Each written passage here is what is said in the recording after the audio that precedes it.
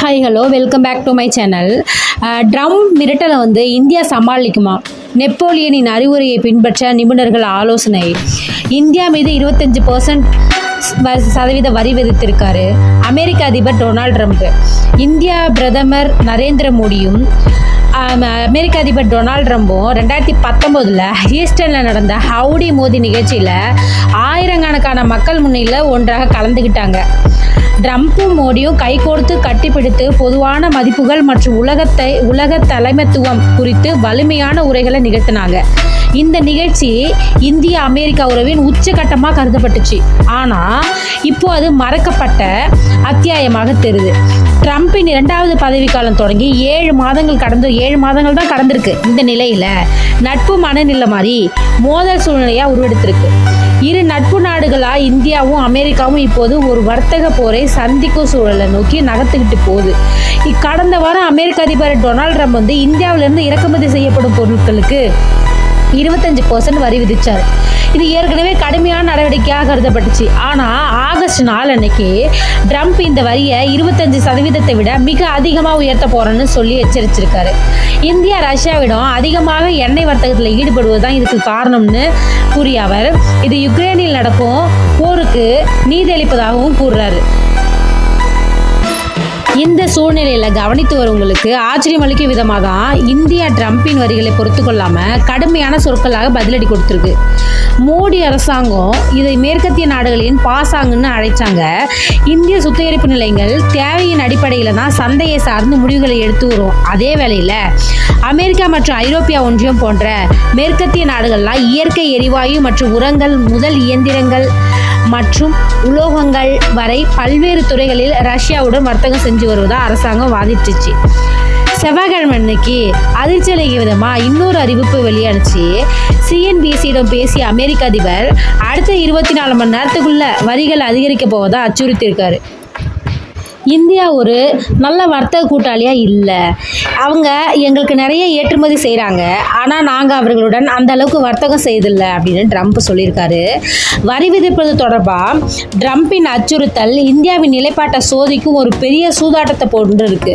நாடு அதன் தேசிய நலன்களையும் பொருளாதார பாதுகாப்பையும் பாதுகாக்க தேவையான அனைத்து நடவடிக்கைகளையும் எடுக்கும் அப்படின்னு இந்திய அதிகாரி ஒருவர் கூறியிருந்தார். பொருளாதாரம் செழித்து வருகிறது. ஆனால் மறுபுறம் என்னதான் நடக்குது? வர்த்தக ஒப்பந்தம் குறித்த தற்போதைய பேச்சுவார்த்தைகளில் அமெரிக்காவின் அனைத்து கோரிக்கைகளும் இந்தியா ஏற்க மறுத்துவிட்டதாக நிபுணர்கள் கூறுகின்றார்கள். ட்ரம்பின் அழுத்தம் உத்தியை சார்ந்ததாக இருக்கு. உலகளாவிய சவால்களை எதிர்கொண்டு நிலையான பணவீக்க விகிதத்தை பராமரிக்கும் அதே வேளையில் இந்தியாவின் பொருளாதாரம் மிக சிறப்பாக தான் செயல்பட்டு வருது. அந்நிய செலவாணி கையிருப்பு $645 பில்லியன் மேல் உயர்ந்துள்ளது. ரூபாய் மதிப்பு நிலையாக தான் உள்ளது. இந்தியா இப்போது சீனாவை முந்தி அமெரிக்காவுக்கு மிகப்பெரிய ஸ்மார்ட் போன் ஏற்றுமதியாளராக மாறி இருக்கு. ஆனால் இந்தியாவின் வளர்ச்சியே அதை வரிகளால் மிரட்டி பணம் பறிக்கும் இலக்காக மாற்றுகிறது என்று நிபுணர்கள் நம்புகிறாங்க. அமெரிக்காவை தளமாக கொண்ட தெற்காசிய ஆய்வாளர் மைக்கேல் குகல்மேன் ட்ரம்பின் தாக்குதல்கள் தனிப்பட்ட நோக்கம் கொண்டவையாக இருக்கு அப்படின்னு சொல்லியிருக்கார். ட்ரம்ப் இந்திய அதிகாரத்தின் செயல்பாடுகளால் மகிழ்ச்சி அடையவில்லை. வர்த்தக பேச்சுவார்த்தையில் அமெரிக்காவின் அனைத்து கோரிக்கைகளையும் இந்திய பேச்சுவார்த்தை குழுவினர் ஏற்க மறுத்துவிட்டனர் என்று அவர் விளக்கினார். சமீபத்திய இந்தியா பாகிஸ்தான் சண்டை நிறுத்தத்திற்கான பெருமையை மோடி தனக்கு வழங்காதது மற்றும் பதற்றமான தொலைபேசி அழைப்பின் போது அவர் எடுத்த உறுதியான நிலைப்பாட்டிலிருந்து ட்ரம்பின் கோபம் உருப்பெருக்கிறது என குகல்மேன் கூறுகிறார். ஒருவேளை சீனா மற்றும் ரஷ்யாவிடமிருந்து எண்ணெய் வாங்கும் பிற நாடுகளை விட இந்தியாவை அதிகமாக ட்ரம்ப் குறிவைப்பதற்கு இது காரணமாகவும் இருக்கலாம்னு சொல்றாரு. ஆனால் உண்மை என்னன்னா இந்தியாவுக்கும் ரஷ்யாவுக்குமான எண்ணெய் வர்த்தகம் மறைமுகமானது கிடையாது. இது யுக்ரைன் போரால் ஏற்பட்ட எரிசக்தி நெருக்கடியை எதிர்கொள்ள சந்தை நிலையை பொறுத்து எடுக்கப்பட்ட வெளிப்படையான முடிவு தான். அமெரிக்கா மற்றும் ஐரோப்பிய நாடுகள் ரஷ்யாவுடன் ஆழமான வர்த்தக உறவுகளை வைத்திருக்கின்றன. இந்த நாடுகள் உரங்கள் எஃகு இயந்திரங்கள் போன்ற பொருட்களை இறக்குமதி செய்கின்றன. ஆனால் இந்தியா எரிசக்தி செலவுகளை குறைக்கவும் பணவீக்கத்தை கட்டுப்படுத்தவும் தேவையானவற்றை மட்டும்தான் செய்கிறது என்பதை குகல்மேன் சுட்டிக்காட்டியிருக்காரு. இந்த இக்கட்டான சூழலை இந்தியா சமீபத்தில் அமெரிக்கா வெளியுறவு செயலாளர் மார்க்கோ ரூபியோ பேசிய போது மிகவும் கவனமாக தோணியை வெளிப்படுத்தினார். இந்தியா ஒரு உத்தி சார்ந்த கூட்டாளி என்பதை அவர் ஒப்புக்கொண்டார். ஆனால் தள்ளுபடி விலையில் ரஷ்ய எண்ணெய் வாங்குவது நிச்சயமாக எரிச்சலூட்டும் விஷயம் என்றும் கூறினார். அதே சமயம் இந்தியாவில் எரிசக்தி தேவைகளையும் ரூபியா ஏற்றுக்கொண்டு ஒவ்வொரு நாட்டையும் போலவே அவர்கள் தங்களது பொருளாதாரத்தை வலுப்படுத்த வேண்டும். ரஷ்ய எண்ணெய் தடை செய்யப்பட்டது மற்றும் மலிவானது என்று அவர் குறிப்பிட்டார்.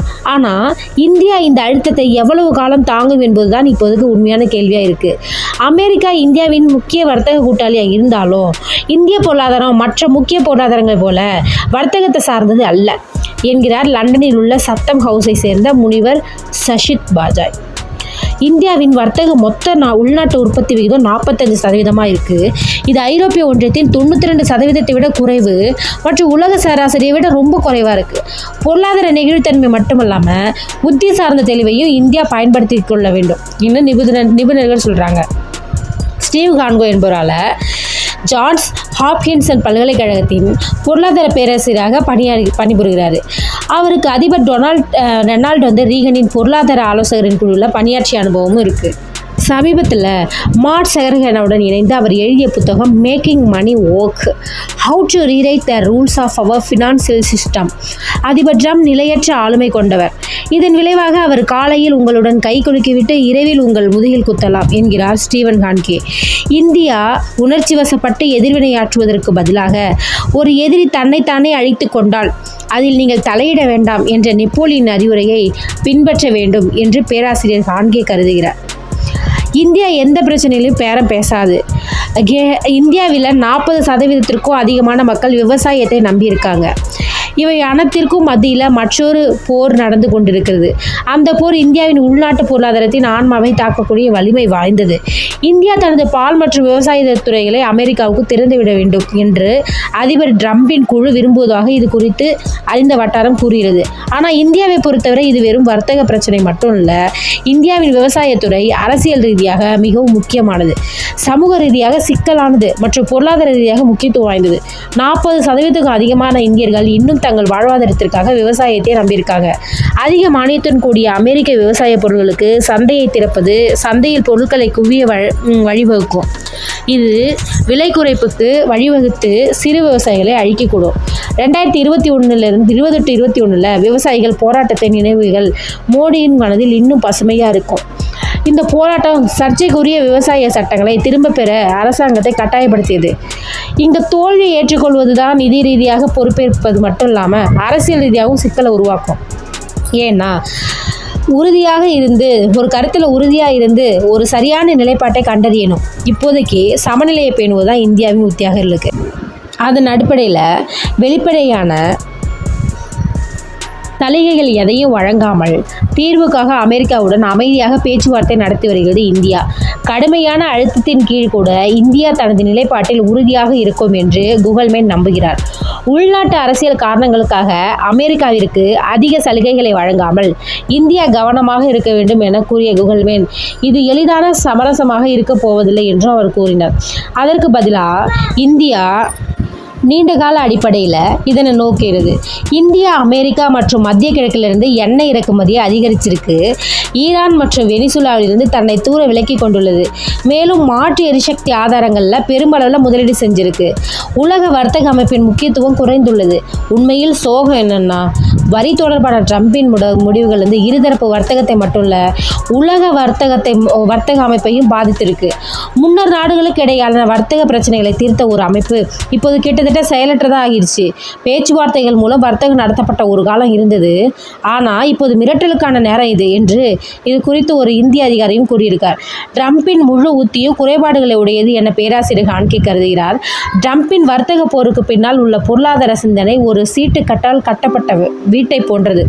அமெரிக்கா பொருளாதார வளர்ச்சி வேகம் குறைந்து பொருளாதார மந்த நிலையின் விளிம்பில் உள்ளது என்று அவர் கூறுகிறார். இந்த பயம் விரைவில் அமெரிக்க கொள்கையும் பாதிக்க தொடங்கலாம் என்றும் அவர் நம்புகிறார். இந்தியாவின் பலம் என்னங்க? அமெரிக்காவோட இருந்து அனைத்து வகையான அச்சுறுத்தல்கள் இருந்த போதிலும் இந்தியா எந்த வகையிலும் பலவீனமாக இல்லை. வலுவான டிஜிட்டல் பொருளாதாரம் மற்றும் தொடர்ந்து அதிகரித்து வரும் நுகர்வோர் எண்ணிக்கையின் காரணமாக இந்தியாவை மிரட்டுவது எளிதான காரியம் இல்லை. உலகின் அனைத்து முக்கிய சக்திகளுடன் பேச்சுவார்த்தை நடத்துவதை இந்தியா நீண்ட காலமாக உத்தி சார்ந்த சுதந்திரமாக பாவித்து வருகிறது என்று வாஜ்பாய் கூறுகிறார். இந்த சக்திகளில் மேற்கு நாடுகள் மட்டும் இல்லை, சீனா, ரஷ்யா மற்றும் உலகளாவிய தெற்கில் உள்ள வளர்ந்து வரும் நாடுகளும் அடங்குது. இந்தியாவின் பொருளாதார வளர்ச்சி நம்பிக்கை அளிக்கிறது. இங்கு பணவீக்க விகிதம் கடந்த 6 ஆண்டுகளில் இல்லாத அளவுக்கு மிக குறைந்த அளவில் உள்ளது. மறுபுறம் வேலை வாய்ப்புகளும் அதிகரித்து வருது. ஏற்றுமதி நல்ல நிலையில இருக்கு. நாட்டின் பொருளாதாரம் மீண்டும் முன்னேற்ற பாதையில் திரும்பியுள்ளது போல் தெரிகிறது. நட்பின் முடிவும் புதிய சகாப்தத்தின் தொடக்கமும். ஒரு காலத்தில் மோடியுடன் நண்பாகிய கைகுலுக்கிய ட்ரம்ப் இப்போது அவருக்கு எதிராக திரும்பியது ஏன்? கடந்த காலத்தை பார்த்தா அதுக்கான அறிகுறிகள் ஏற்கனவே தென்பட தொடங்கிவிட்டதை அறிய முடியும். தனிப்பட்ட உறவுகளுக்கு முக்கியத்துவம் கொடுப்பதை விட நாடுகளுக்கு இடையான பரஸ்பர உறவுகள் முக்கியம் என்பதை ராஜ்ய நிபுணர்களை எச்சரித்தனர். மோடிக்கும் ட்ரம்புக்கும் இடையிலான நட்புறவு குறித்த ஊடக செய்திகள் நன்றாக தோன்றலாம். ஆனால் இரு நாடுகளுக்கு இடையில உறவின் சிக்கல்களை அது எடுத்துக்காட்டல. இறுதியின் தனிப்பட்ட உறவுகள் அரசியலில் பலிக்கல. ட்ரம்பின் அரசியலில் உணர்ச்சிகள் ஒரு பொருட்டல்ல. வாஜ்பாய் சொல்வது போல் ட்ரம்பின் வெளியுறவு கொள்கைகளில் நண்பர் அல்லது எதிரி என்று எதுவும் இல்லை. எண்ணெய் மற்றும் வர்த்தக பிரச்சனையில் ட்ரம்புடன் இந்தியா உடன்படாததால் இவை அனைத்தும் நடக்கின்றன என்பது அவர் கருத்து. இந்த சூழ்நிலையில் இந்தியா என்ன செய்ய வேண்டும்? சுதந்திர வர்த்தக ஒப்பந்தங்களில் ஆர்வமுள்ள நாடுகள் மீது இந்தியா கவனம் செலுத்த வேண்டும் என்கிறார் பேராசிரியர் ஹான்கே. அதிகப்படியான வரி விதிக்கப்படும் இந்த சகாப்தத்தில் பொருளாதார நெகிழ்வுத்தன்மை மற்றும் உத்தி சார்ந்த சுதந்திரம் ஆகியவை அடிப்படையான விஷயமாக மாறிவிட்டது. இது குறித்து உங்களோட கருத்து என்ன அப்படிங்கிறத மறக்காமல் கமெண்ட் பண்ணுங்கள். தேங்க்யூ ஃபார் வாட்சிங் மை சேனல்.